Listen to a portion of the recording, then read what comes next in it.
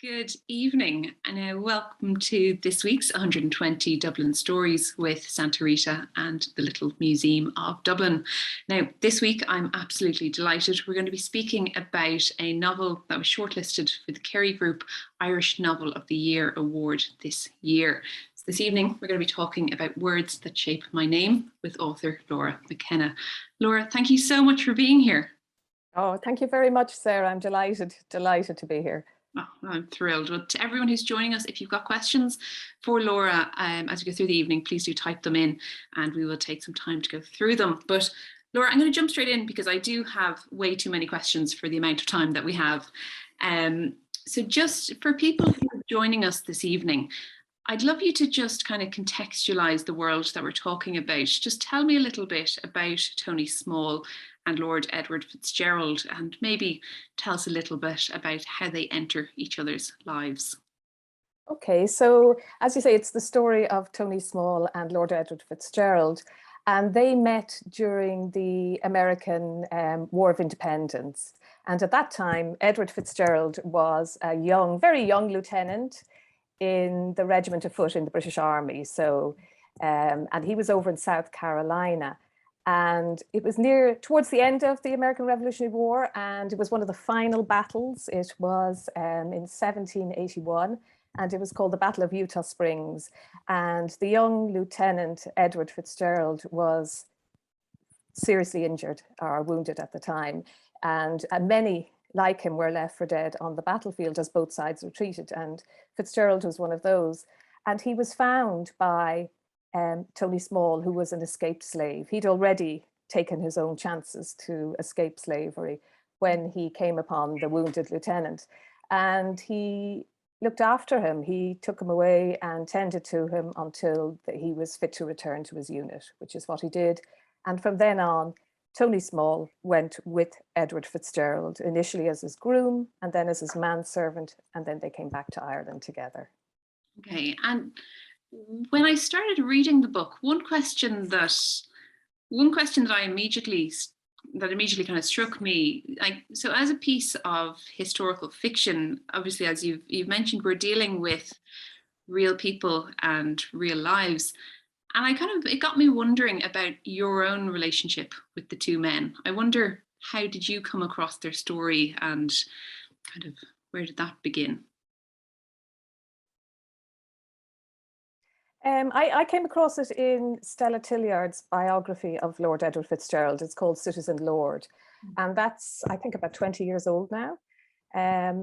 But I was really taken with it. I mean, Tilliard writes in a very dramatic style, so there's a lot of story element in it. But I was really taken by the difference between these two men.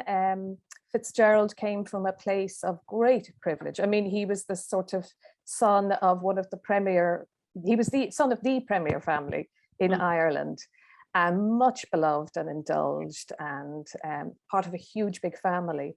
And then on the opposite side, Tony Small, whom he became good friends with, was a man with, well, to us now and in real life, an unknowable past, but he was an escaped slave. So he was largely on his own, separate from family, from culture, from homeland. So there were huge differences between them, but there was something there that clicked between them, and the relationship just fascinated me. And also trying to find out more about Tony Small himself, what became of him, there was such an interesting contrast between them, and just to find out more about him, what happened to Tony Small, basically, in the later years. And what was your experience of doing that research like? Oh gosh, I just loved it. I mean, I love looking things up and digging in and finding things out. And, the joy of finding out something that hasn't thus far been recorded, at least not in the official kind of narrative about Lord Edward FitzGerald. I mean, it's obviously recorded somewhere else because I managed to find it. But, those little gems of information that you come on. And it's kind of interesting because some of them came as I was writing. So there's kind of the research before the writing, the research during the writing, which kind of reinforces the kind of creative element.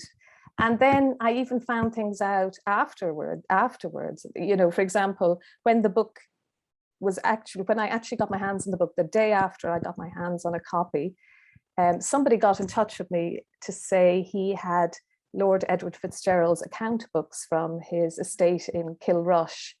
And I had never heard of these or known of them. And he sent me photographs. And there was Tony Small's signature where he got his annual salary. And it was all recorded. He signed for it in his own handwriting and signed himself Anthony Small. So that's, you know, that's how he signed himself on official documents. He was Anthony Small. And I think that's another interesting kind of thing, that he was Tony Small to the family, but he was Anthony Small himself. And he made that claim, you know, to his own name. And I think when you're dealing with living history, that is the really fascinating reality, the fact that the story has never fully been told. And kind of we've experienced that many times over in the museum. Yes. The detail continues to enrich, and the picture continues. And yes, it's really interesting. And just to say on that, in fact, it was a case of that document, for example, backed up what I had imagined or creatively written as to when Tony Small might have learned to read, and it backed that up. And you know, it was just a lovely thing to just see it written down, his name and his salary. You know, it really was. But that's interesting if it's kind of giving some sort of an insight that actually, you know, some of the creative liberties that, you know, you inevitably take in a piece of work like this, that you were obviously getting to know the man behind the character, if kind of detail was ending up kind of lining up in that way. And like, that is something that I really am quite curious to kind of hear about. Like when you're dealing with historical fiction, because you're dealing with events that are inspired by real people, real lives, like how does I'm in such awe of the capability of it, but how do you approach the challenge of storytelling in a way that blends the storytelling arc with the events of history and the kind of the gray area in between? Like, what is that process like? Well, it was a long process, I can say that. And it involved lots of writing and then removing it, because like you say, there must be some sort of interesting narrative arc. And the fact is, I was just totally taken up with the lives of these two men. And there were so many incidents that, you know, were fascinating. But actually, I had to remove quite a lot because it would have just become completely overloaded. So, and it's funny, at the beginning, it's hard to see your way, but you know, the more you write, and then, you know, when you've got a good chunk of the narrative, you can begin to see what is having less impact or has, you know, hasn't quite earned its place in the story. So it does involve overwriting, writing way more than will ultimately be required. And yeah, those sort of the gray areas, the bits you don't know about, they are kind of fascinating. I mean, I love my facts, like, you know, I do love them. And I think they can really give you that sort of starting point on character and voice. But at the same time, then it's lovely to have a space to fill, you know, creative, those places, the kind of those elusive notions you might have. And as I said, the interesting thing is sometimes those elusive notions subsequently become backed up by something. So there's all sorts of little synchronicities go on, I think, when you're writing and paying attention to, you know, what might be out there. And in hearing you say that, the immediate question that comes to my mind is, what is the fact or what is the story that you came across in your research that you loved but didn't manage to make the cut? I mean, yeah, there were a few. I loved the story of Edward FitzGerald's affair with Brinsley Sheridan's wife, the Linnet. And it's a lot, you know, it's a really, in itself, it's a self-contained story. And what I really thought, you know, he had this affair, it went on for about a year, I think, with Elizabeth Sheridan. And they had a child together, a little girl called Mary. And shortly after the birth of that child, Elizabeth Sheridan died, she had TB, so she was already very ill and fading, and he really loved her, and it comes across in his letters, he was distraught and he wanted to keep the child for himself, to have some image of the woman there, you know, and to see her grow up. And that's all written in his letters. And the family, both sides, both the Sheridan's side and his own family, persuaded him to give the child over to Sheridan, that she, you know, could be raised as a legitimate child. But there's lots of letters just focused on that sacrifice of the child. He really felt it deeply. But okay, again, you can't have everything in it. So yeah, I did leave it out. And I guess that's the challenge, is deciding and kind of identifying specifically what story you are telling, and the fact that's it. Exactly. Yeah. And that, you know, that's not clear at the beginning. You know, that's something really that comes, you know, after you've a couple of drafts and you realize, no, that lovely love story will have to go. Okay. And talk to me about the challenge of, you know, the storyteller kind of meeting the historical fact, and the moments where, if they were two very separate things, the story could go perhaps a direction you would like, and the tension of kind of bringing it back to history, or kind of where the sweet spot is. Yeah, it's fun. I don't know that seemed to be too much of a difficulty, in that there's enough story in the lives of these two men. It really is a fascinating story. Like it covers kind of an adventure story, kind of in its simplistic terms. They traveled to so many countries together, and this incredible journey down the Mississippi. It's sort of an epic, of epic proportions for those two men to have done that.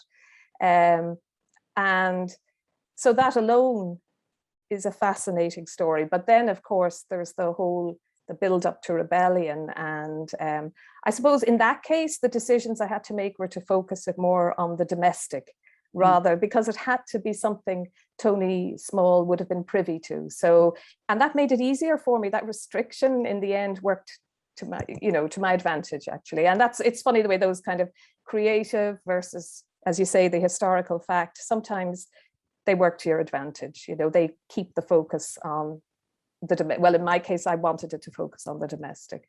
I find it fascinating to kind of to get a little bit of an insight into the process and what it actually takes to get to the point that it is the finished novel standing in a stranger's hands, ready to be read. And so thank you just for, I guess, being so open about that. And like, one of the things that I'd love just to have you kind of reflect on a little bit was, you know, when we look at Lady Lucy and her relationship with Tony, and the kind of, I guess, her motives and the outcome that she hoped was going to come from his letters versus his own kind of focus on loyalty, truth, and just the tension between that relationship. And I'd love just to talk a little bit about how you created that relationship and how you depict it, and the key messages going on there. Yeah, I mean, that again was a bit of a process, but from the outset, I had wanted Lady Lucy. I saw her in the role of a commissioning editor, that she would commission Tony Small to write an account of Lord Edward's life, because at that point Lord Edward was dead, and he had been declared a traitor by Act of Parliament, and so his name was completely blemished. But not just that, his lands had been taken from him, and his children's right of inheritance.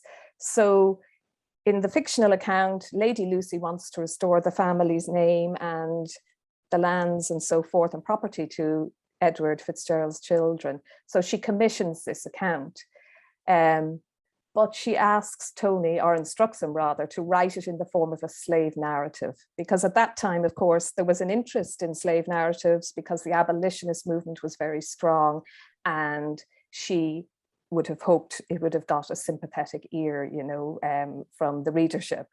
And so she was asking Tony to construct the narrative in a way that would show Edward in a good light, as a kind of a man who maybe, you know, was very loyal and kind, but hadn't really anything much to do with the 1798 rebellion, that he was just led astray. And so that was the kind of starting point. And then I found she was started to edit Tony's account and write little notes and kind of snippy remarks and tell him to tone things down or to leave things out, and to get back to saying, you know, she kept reminding him of the purpose of it. So that kind of evolved, that kind of layer of Lucy as editor and censor.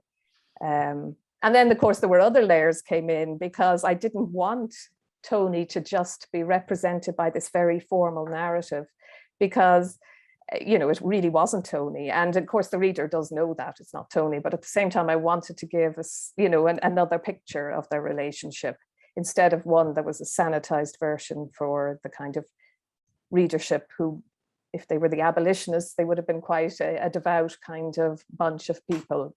So yeah, so that's when the decision, and then I had to decide how to do that. Would I write that voice in the first person as well? And, you know, there's all sorts of reasons not to, because that would have been two first person accounts of the same person. So he sort of wrote about himself almost, you know, that person way back. So he was looking at the past Tony from a distance of 20 years. And that distance allowed him to maybe have a more critical view as well. So that was there were those three strands of narrative, two for Tony and one for Lady Lucy. It sounds a bit complicated, but of course, and then there was another one who came in. But it is the kind of, it is the layering that builds the world, though, and that really kind of, I guess, sucks you in as the reader. But you kind of allude to something, or you kind of were alluding to something there a moment ago, that, like, in my kind of capacity with the museum, with my museum hat on, I also find a really interesting challenge, this idea that, you know, we have to question the information that gets recorded and the source that it has come from. And because the reality is, there is also parts of our history and events that are perhaps not recorded. And it's not that they didn't happen, it's just that they were not documented. And I guess I'm just curious, because it is kind of a sentiment that I kind of felt came through in your work. I don't know if that. Oh, very much. I mean, the fact of it having been commissioned under pressure, he's coerced into doing this because he needs money and because he's ill.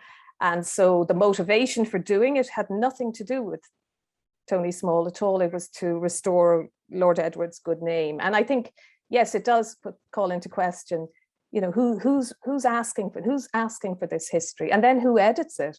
But it also calls into question, Tony Small refuses, for example, to discuss his past. So he has his own moments of resistance there. And, you know, the question is it resistance? Does he just not want to talk about his past?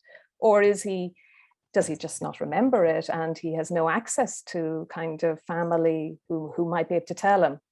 And equally, he doesn't want to appropriate the existing accounts of, you know, by people like Equiano. He uses his language, but he refuses to use the story of his origins. So yes, it does incorporate all sorts of reasons as to why, you know, the recording of history and what gets written down certainly doesn't reflect the whole truth, and may only reflect a very small amount of it, and maybe only one perspective. So that was the reason for the voices too, the different kind of layers, to show, you know, there is more than one history, as you mentioned in the museum. I'm sure it's a constant, how do you give primacy to what, and, you know, etc. Yeah, and it is a fascinating conversation, and it is one that I think we as storytellers in whatever medium we are kind of need to just be mindful of. And like, I know that this novel originally was the subject matter of a PhD that you did. Like, I'm kind of fascinated and would just love to know where did that start and how did it evolve? Again, it's those sort of little synchronicities. I mean, I read the biography, and I had already started looking into it was Tony Small, really. I wanted to find out more about him and to see, could I track down any more details of his family and what became of them. So that was the kind of initial drive and the initial curiosity. Just nosiness kind of, and then I began to think, actually, there's a real story there and a very interesting one. And so I thought it would, I began to conceive it as a novel. And at the same time, I thought, well, I'm near UCC, and I approached them to ask if it was possible to do a PhD in creative writing, because that way I would have access to, lots of research and so forth, and other people, all those different departments, which, as it turned out, did all supply different, you pick up different things in the most unusual settings. It could be the geography department, it could be the social science department. It was very interesting how you can pick up different things. So that's how it happened. And I was one of 3 who started doing a PhD in creative writing, the first kind of ones that were going on in UCC.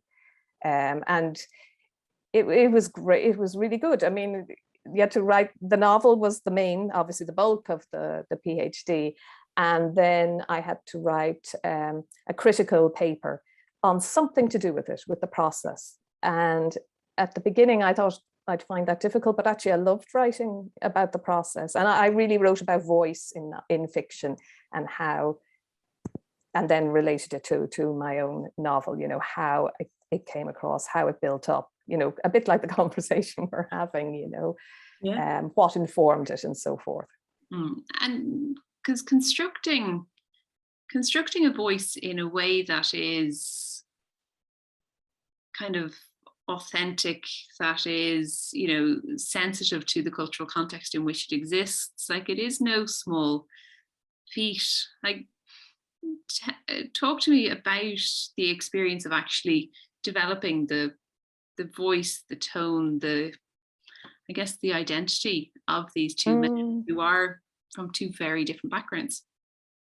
Yeah, I mean, it was something that took a lot of time, actually. I mean, the other character I should maybe mention that didn't take so much time, who kind of came out of the blue at me, was Harriet. So I think that shows the difference between something coming at you, and she was the result of research, and her, there's an Old Bailey record. So her voice, even though that's a transcription, I think, and it's not exactly her voice, obviously, but it gave a hint. So her voice really came to me strongly, and somehow she was there, sort of fully formed. But and that's Tony Small's daughter, Harriet.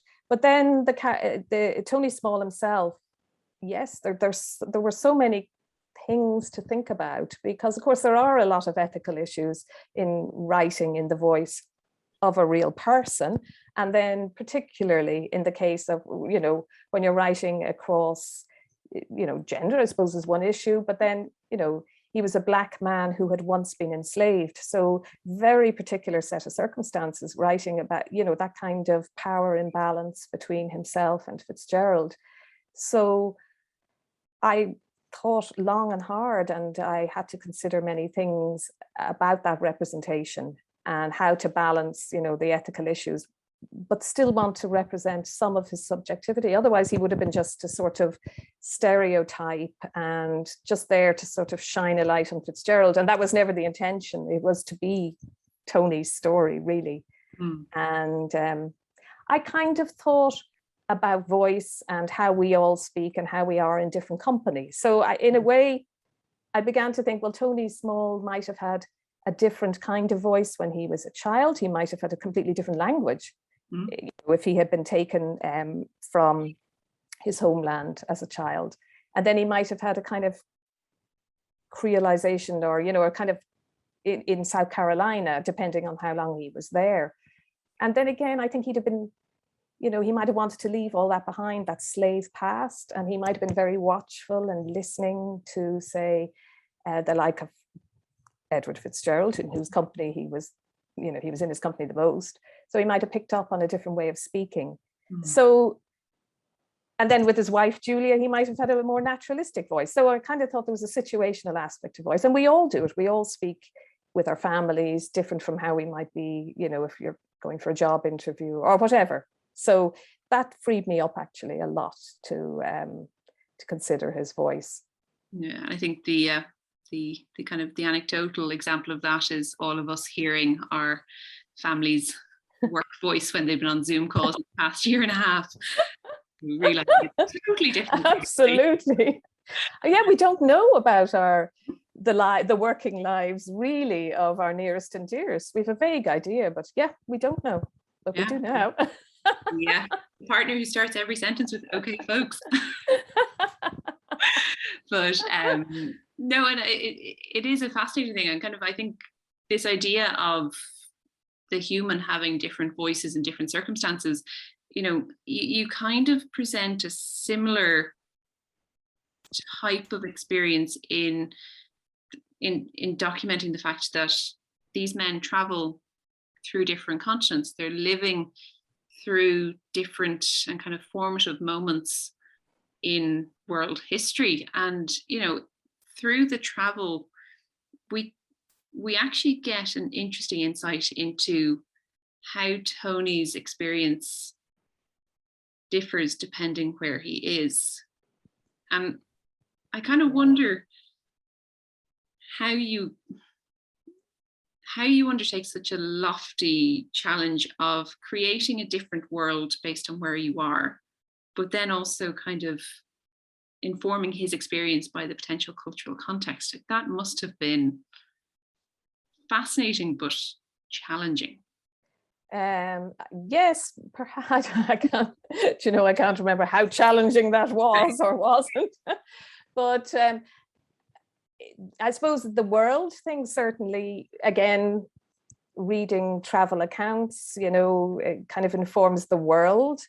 But yes, you're absolutely right in saying that the different settings did reveal different things about the character and posed, difficulties or opportunities for Tony Small. And actually, I was quite interested in that too, the how travel can be both sort of loss and opportunity, or danger, or a chance to learn something.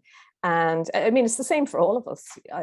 Travel journey you could be leaving family behind or whatever and going to something good, or else it could be, as in the young Tony, who was enslaved as a young child when taken from his homeland.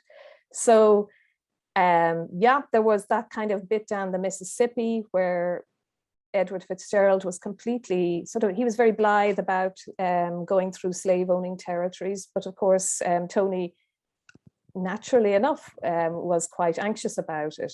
And, things did come to a head there, and it did expose the differences in their background. And it was a real challenge to their relationship when that did come to a head. Mm. And then, of course, when they were in Ireland, it's absolutely FitzGerald's stomping ground. He's totally at ease. He's at ease in the big houses and at the balls, and he's in Parliament, and he's at ease when talking to, I suppose, what were the peasant Irish. But Tony Small has a much more difficult task. This whole idea of fitting in and finding his place and his identity. So yeah, there were many, many challenges for him.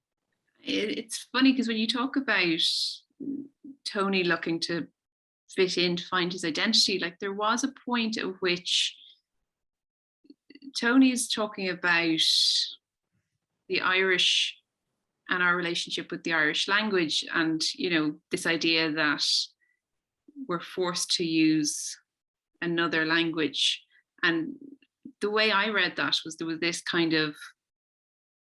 this hunger to want to protect their own Irish language, their own identity, which I kind of wondered if that was his own views on his life being kind of mirrored back in his looking at the Irish. I think it was a sort of point of connection, or perhaps some sort of common cultural background. But of course, the problem for Tony is he doesn't he doesn't remember it, and he doesn't have access to language. So perhaps I did feel perhaps that would have been something he'd feel quite strongly about, this sort of prohibition on the use of the Irish language, and this sort of continuation of the penal laws. And I did feel it might be a point at which he would feel very sympathetic to the Irish people and see some connections. I mean, I didn't want, you have to avoid overstating it, because of course it's only one small aspect of commonality. Conditions may have been terrible, but there wasn't slavery in Ireland at the time. So but I did like the thought that suppression of language would have been an incredible point for, if not so much Tony Small if he was a child, but for adults taken from their homeland with not a clue of the language of their oppressors, and then having to speak it, and all those issues around, as you said, about identity and resistance. Do you refuse to speak this language of your oppressors, and if you do, are you giving in? And there's so many issues around language and choosing to speak and giving up your own voice. So I thought, I did think it was very relevant. And this kind of, this theme of, I guess, freedom and the right to a voice is something that does come up kind of to the reader in going through the novel. Yes, because of course, the very fact of Tony being commissioned to write this novel and to assume the voice of one of his writing predecessors, this Equiano, who was a very famous writer of a slave narrative. So that's been forced on him. And even, this act of forcing is sort of a it's a post-slavery imposition on him, and he has no choice in the matter. So I think I'm forgetting now nearly where I started with this question, but I think I gave you maybe more of a statement than a question. So it was kind of you could have gone go in any direction. But I guess kind of just coming back to Ireland for a moment, I wonder kind of if there was one insight into the kind of 1700s Ireland as seen through Tony's eyes that you kind of wanted to present within this book. I wonder. Okay, yeah. I kind of think there's a scene in it where Tony Small meets a man he knows. He's also another manservant and he's manservant to Edward FitzGerald's really best good friend, Arthur O'Connor.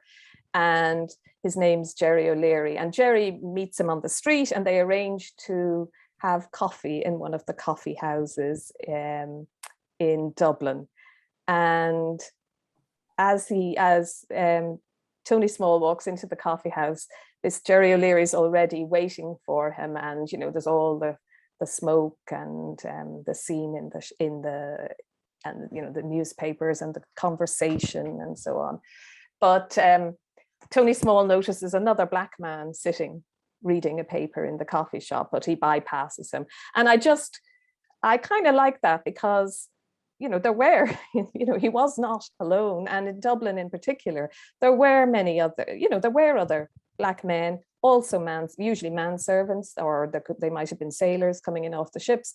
But there were a number of manservants for well-known people. So, and they're only the ones we know because they're well-known, they're recorded. So undoubtedly there would have been more. So I liked the idea of the coffee shop, that area of conversation in Dublin of the time. And then to have him just see this black man, and he paid no attention to him. And I think the other man, Jerry O'Leary, was surprised at this. So, okay. It's kind of, I guess, on that sentiment of kind of being surprised by human behavior, and this idea that I think human nature is often that we put people into neat boxes because that's a way of kind of unpacking and processing the world. One thing that I was really fascinated to read when when shamelessly Googling you in advance of this evening, is, is that you have you are a qualified child psychiatrist and have been practicing for years, and that just, I'm not entirely sure what my question is, but I would just love to know how that skill set and part of your life has informed your work as a novelist. I think it certainly, when I was thinking about how Tony, a man, you know, who was taken as a young boy, well, that's in my fictional account, taken as a young boy from his homeland and brought to South Carolina, and the brutality of that and the trauma of it. And this, I have in my fictional account, the perception that he, you know, he no longer has any family and he was separated from his mother. So these are things, you know, separations like that, childhood traumas, are things I might have maybe some insight into. And so I had a way of thinking about it, you know, how might he have responded? How might it have affected him as a young adult? Because by the time he met with FitzGerald, he was probably about 17 himself. The two of them were probably 17, 18, and how he might have presented. Because of course, you know, there's nothing written down about him and what he was like. So it was thinking how that kind of life, that early life of trauma and having to suppress himself and his real self, you know, those internal and external controls he would have had on himself, and how long it would take for, you know, the real man to feel at ease within himself, you know, to feel secure. And also then how it would feel for him to, for example, when they went back to the Mississippi and so forth, how it would feel to be put back into that environment, you know, when he could have been safer, maybe making a life for himself over in Ireland or England. Okay, yeah, it's fascinating. It's kind of, it's more insight for us as the reader to kind of try and get a sense of how your brain has kind of built the world. And like, you know, Lady Lucy, for example, is someone that earlier in this conversation, you kind of, I think editor was the word that you used. And I guess I wonder, our two main protagonists are obviously these two men, but I wonder how you approached creating the female characters and depicting femininity within the novel, because obviously Lady Lucy is quite an important character in driving the story forward. Yes, and I was very glad that they kind of, you know, there were three kind of female characters who were actually very strong. So even though it is quite a male story, there were these three female characters: Lady Lucy, Edward's wife, Pamela, and Tony's wife, Julia. And Harriet. So in fact, there's four female characters. But Lady Lucy herself, I have to admit, I have a little bit of guilt about Lady Lucy and having forced her into this fictional role of commissioning editor for Tony's narrative, because actually Lady Lucy was very passionate about an independent, you know, Ireland and so forth, and was fully behind Edward FitzGerald. So I have to hope she forgives me for this, but she was best placed, you know, fictionally speaking, to do this commissioning editor. And she knew Tony well because she had lived with the FitzGeralds in Kildare for a long time. And she was quite impulsive. She was very like Edward, actually, very impulsive herself and very passionate, which Edward was as well. They were very, very alike, although she was about 6 years younger than Edward, and very romantic as Edward was, always falling in love and then, you know, bitterly out of love and so forth. But what was really interesting, again, and this was very late on, I think, in the writing process, I read a letter that Lucy herself had written in real life, talking about Thomas Moore, who had written Edward's biography in the 1830s. And she was raging about his representation of her brother. And it really gave me pause for thought, because she was saying how you know, it opened up old memories and old wounds, and what right did he have to do this, you know, and how could he have known her brother's thoughts and actions and opinions other than what he'd read in the paper. So she, you know, all the reasons that I had been dealing with when I was writing about it, particularly, I was so focused on my representation of Tony Small, I'd kind of forgotten really that, you know, I suppose because Edward FitzGerald is sort of a mythologized kind of figure, you know, and he's very out there, and but you know, there was this condemnation of how her brother was represented in this biography. And so Lucy herself was a very passionate, opinionated person. Whereas the other female character, like Pamela, she was very young for a start when she married Edward. I think she was only about 17 or 18, very young, but she's been described as very quick-witted and sharp and bright and humorous, and her letters are very funny. So, you know, that's the way I wanted to represent her. She was funny and quick, and she was referred to by one of FitzGerald's friends as a dangerous little woman, because of course she was always under suspicion for being a Republican. You know, was she a Republican? She was Catholic. There was lots to be fearful of for Edward's friends, you know. I would dare say at that point, dangerous may well have been a compliment. I think so too. I don't find any problem being called a dangerous woman. A dangerous little woman. That is a pointed word, I'll give you that. Oh, yeah. And I guess it's, as you've kind of detailed so clearly, you know, one of your core motives was to give voice to Tony, give a space to him and to his voice and his world. And I guess it's maybe a ridiculous question, but I wonder if you had written this novel from Lord FitzGerald's voice, would it have been possible? And would it have been the same story? Oh, I really don't think it would have been the same story, because the concerns would have been different. Because the concerns were about voice and whose voice and how. Yeah, it was about the recording of history. I think if it had been from Lord Edward's point of view, it would have seemed like the absolute truth, you know, because he seems like a reliable figure, you know. Well, maybe not quite so, but you know, he's a cultural figure. He's he's a known figure in Irish history. Whereas writing from the point of view of this man who knew him really well, but who had a different background and his reasons for writing, you know, were very mixed.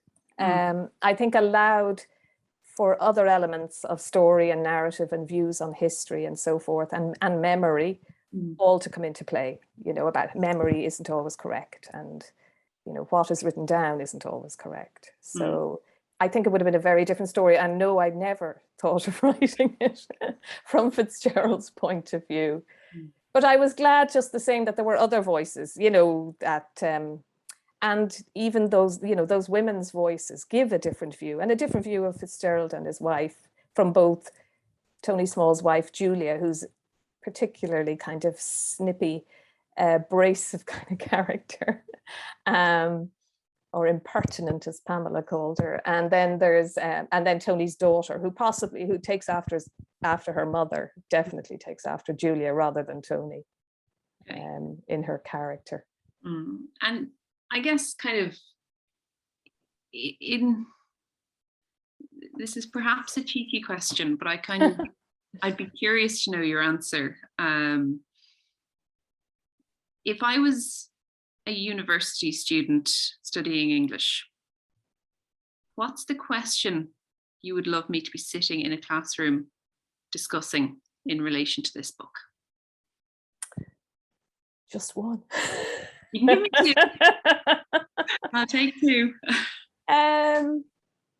I mean, there's quite a few, I would say. I mean, we've discussed the one about, you know, history and whose voice gets recorded and so on. But there's others. I think I love the notion of names and identity and what that means. And I suppose that's in the title, even, Words to Shape My Name, which is a line from a poem by Edward Kamal Brathwaite. It's a terrific, I mean, it's a beautiful poem. And I was really interested in that concept.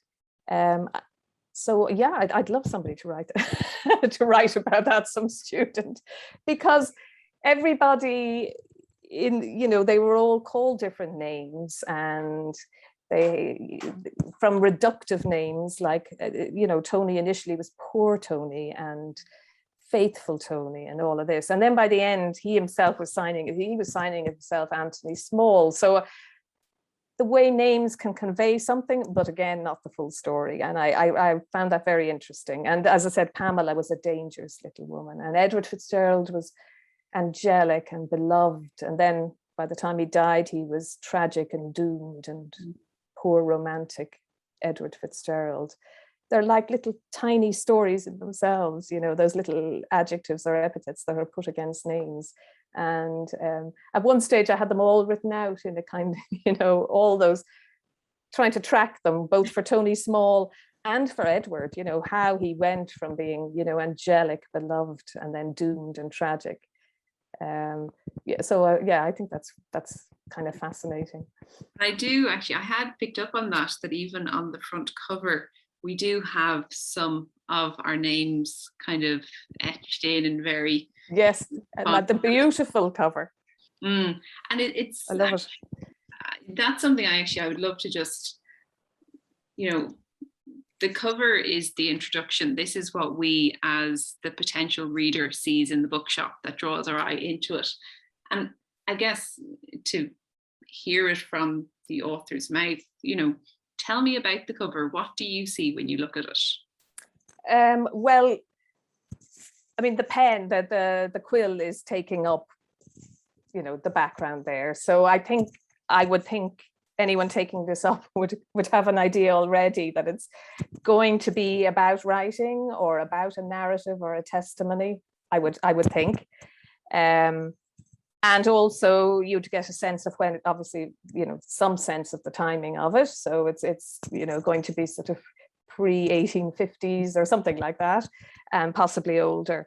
And then, as you said, there's the ink blots. There's kind of little, I don't know, you probably can't see it on that, little ink blots, which maybe could convey somebody having difficulty continuing, that are stalling a little bit, and then the names behind it. So I think there's actually a lot in it, and it's very clever. And I have to say thank you very much to New Ireland, because they were brilliant. Aoife in particular, the commissioning editor there, just could conceive of the ideas of it, and then of course the designer Katie. Yeah, they really did a beautiful job. And of course I hadn't a notion about it, needless to say, about book covers, except that I had vague ideas, and I am so delighted that none of them came to fruition, because this is way nicer and says so much more. And I'm really glad you pointed it out, actually. No, I think I do think it's stunning, and I think, as you said, the team in New Ireland are incredible in terms of what they have produced over the years, and it's gorgeous to see them working with you on this. I do see we've got some questions, just kind of to take a moment. Linda's writing in asking, saying she lives in Frascati Park and is wondering if we know, had Tony Small stayed in Lord Edward's summer house, Frascati House? Yes, certainly. Yeah, he did. And in the novel, quite a bit of it is set in Frascati. And they lived there. I mean, they moved around quite a lot, but when they were in Dublin, they stayed between Frascati and Leinster House, but much preferred Frascati, though it was rented out, I think, some of the time. But then they got back into it again. Yeah. So maybe some familiar scenes for Linda when she starts reading. And then Eileen is asking, have you always wanted to write, even while studying psychology? I tinkered around as a child with, maudlin little poems and that sort of stuff. But while I was studying medicine, no, it wasn't there, but it came, in my 30s, I really started thinking about it. And then when I came back to Ireland, I was living in the UK, and when I came back to Ireland, I went on a course down in Dingle with Mary O'Donnell, and it was like a switch was just turned on and I was off. That's really brilliant. Wonderful. And what was your experience of publishing? Because you published the start of this year, so we would have been in lockdown mode, if I'm actually correct. No, you are correct. What was that as an experience? Well, obviously I would have loved to have had a book launch or something like that, and a bit of an event. But given the circumstances, look, it got out there and people were reading it, so that was lovely. But I'm sure other people who have done it in normal times have had a very different experience. But unfortunately, we've had 18 months of people trying to bring books out in similar circumstances. So I'm by no means alone. No, and I would dare say that we collectively have the party of all parties, that there is a kind of a future hope for when. Oh yeah. Yeah, the party shall hopefully be grand. But I saw research is something that we keep coming back to, and is very evidently something that you were very considered about in how you've approached this project. And I again, when doing a little bit of looking online, a lot of your fellow writers have been very fond of and kind of positively responsive to this book. I saw someone online saying that they thought this was as accomplished as Hilary Mantel and as humane as Seamus Heaney, which is, I would be still my beating heart. What a sentence. But I guess my question is, what books do you love? What authors do you inspire you? I mean, there's quite a range, and I would go from real storytelling ones. I always loved Maggie O'Farrell for her just superb storytelling, as well as her prose, and the way she can tell a story and get character across. So I particularly loved those. And I like Anne Enright's, her kind of, she's so incisive, and in a short space she can get so much across.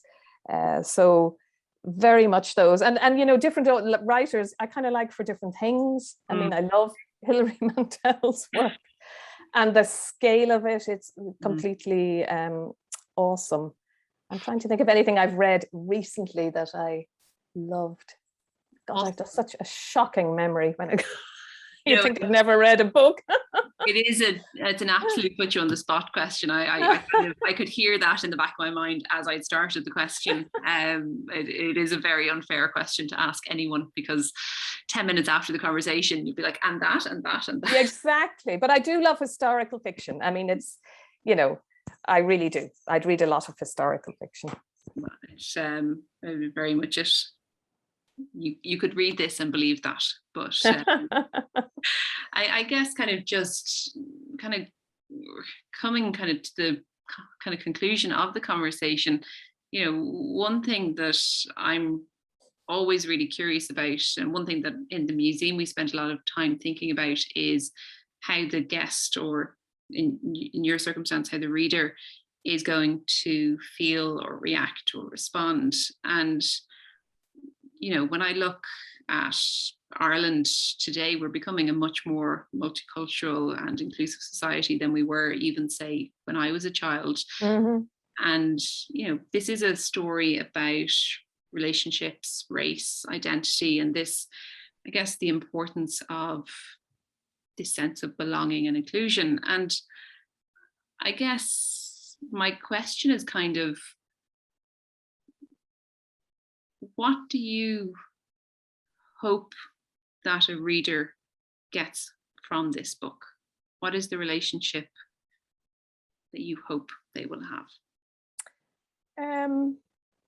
I hope that the reader, we've talked about the research and all of that, and it probably it might come across as very laden with such research, but at the same time, I hope it is still a very human story, and, with a kind of emotional heft, if I could say that, about this relationship between two men. And I think, that's a common thread in life, people you meet and how you connect with them.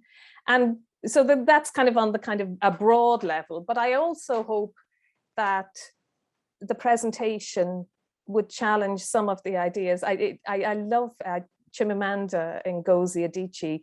She has written about and talked about the dangers of a single story. So I would hope that what comes out of this is a challenge to that, actually, that this idea of somebody post-slavery, I think we always, and I mean, loads of people did have a terrible hard time, and I'm sure they did, and life was very difficult, even if they got to England or Ireland and were no longer enslaved. Life was difficult because of their past and the difficult present circumstances, but life could be good too. And I kind of wanted to show that, both in Tony's life and in the life of another friend he met, Moise, who'd also made a life for himself, because that's what people want to do, make a life for themselves, as good a life as anybody else. And so that's something I hope they take away from it too, that there isn't just a single story of how life turns out for people. And that there is hopefully something to be hopeful for. Yes, absolutely. And I think there was, yeah. Yeah, and I dare say I think there still is. Yes, I think there still is, yeah. Laura, it's been an absolute pleasure this evening. I've so enjoyed this conversation. I'm really so grateful that you took the time, so thank you so much. Oh, thank you, Sarah. And I really enjoyed it. I think I loved talking about, getting into the kind of the why and the where of it. And that was really great. Thank you, Sarah. No, absolutely. It's so to everyone who's joined us this evening and is listening back after the fact, thank you so much for taking the time. This has been another week of 120 Dublin Stories with Santa Rita and the Little Museum of Dublin. And our guest this evening has been Laura McKenna, the author of Words That Shape My Name. Lovely book here, shortlisted for the Kerry Group Irish Novel of the Year award this coming year. So Laura, thank you so much and good evening. Thank you.